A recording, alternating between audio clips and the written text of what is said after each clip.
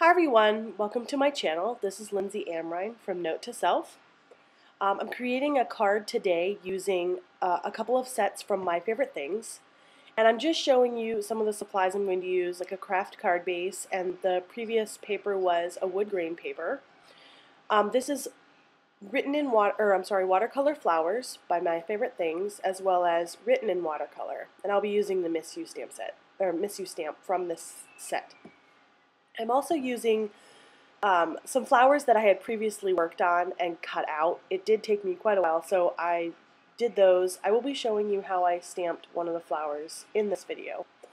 So I'm beginning with prepping my panel that is cut down to 3.5 by 5.5 wood grain paper. I think this is from Studio Calico. I'm prepping it with a embossing tool, and I like how much powder that gives out.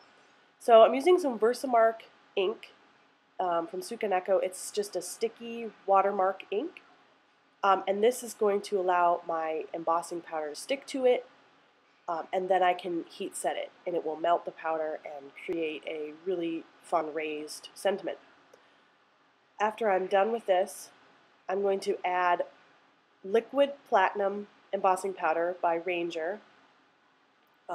It's a great metallic color. It's not too gold. It's a really nice color.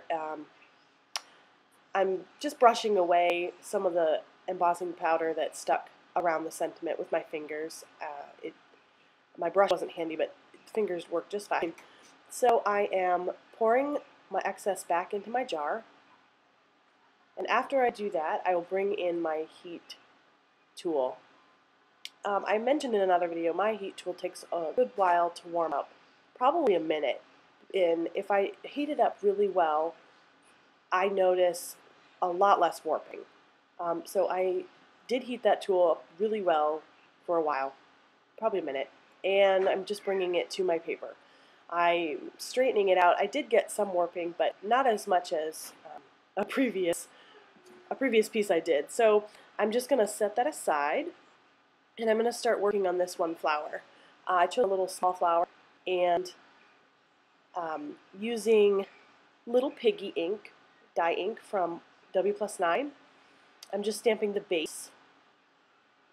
And I will come in with my next color, Sweet Gelato, for the mid-tone color. And I realized after I did this flower that I could have used my Misty stamp tool.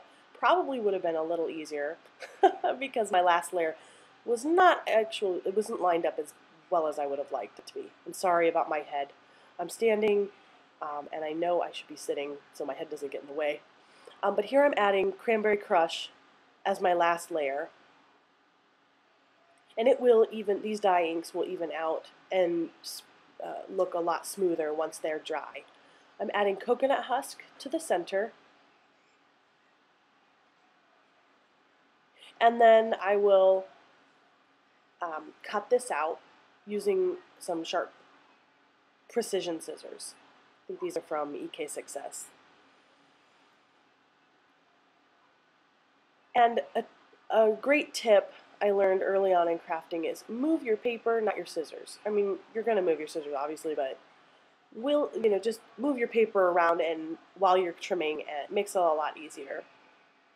Okay, I'm done with that, and I will set that aside, and I'm going to bring my some fun foam back in. I'm going to adhere my wood grain sentiment panel with a piece of fun foam. I found that there's not as much saggage, and I don't have to use as much of my expensive foam tape. I'm using a Tombow Extreme tape runner. This stuff is strong. It's great. Probably not good for me who makes mistakes a lot because I find I put it down and then I have to rip it up. And anyway, I'm adhering that to my craft base, using my grid lines to line it up so that I get it even on both sides, just smoothing it down as best I can. And there was not as much warping as I thought there would be. So I'm going to bring in a piece of glitter paper. I think this is die cuts with the view, and I'm just going to trim this into a banner piece at an angle. and add some adhesive to adhere that down. And I will then do the same thing with the vellum. And I'm not too concerned about the adhesive showing through the vellum because I will end up covering that up with one of the leaves from my cluster up in the corner there. I'll cover it up with a leaf. And I'm just trimming that on the opposite angle.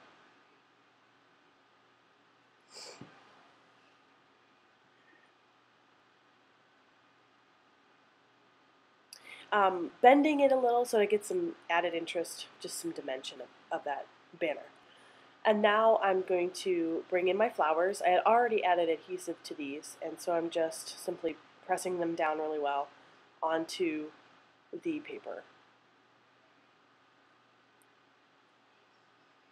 Here's where I'll hide that adhesive on the vellum. Simple things like that to hide, and you can use vellum, and I love adding vellum to my projects, but sometimes the adhesive gets in the way, so cover it up. And that is it. Concludes my card today. Thank you so much for joining me, and have a great day.